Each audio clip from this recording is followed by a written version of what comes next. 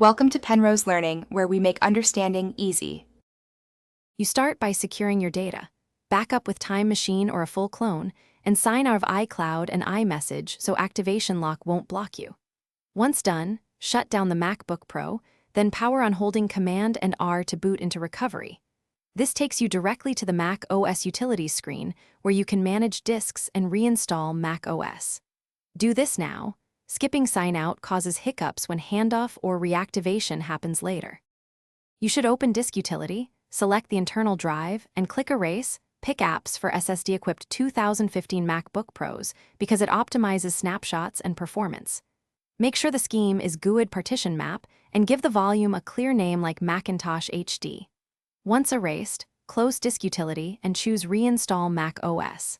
The installer downloads the correct version.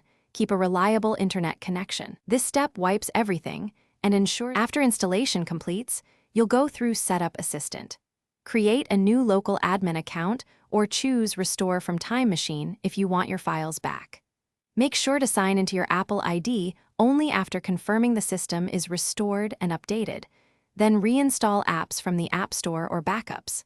If recovery won't load or the install stalls, use Internet Recovery by holding Option Command R at boot or create a bootable Mac OS USB on another Mac. That single workaround fixes most installer issues.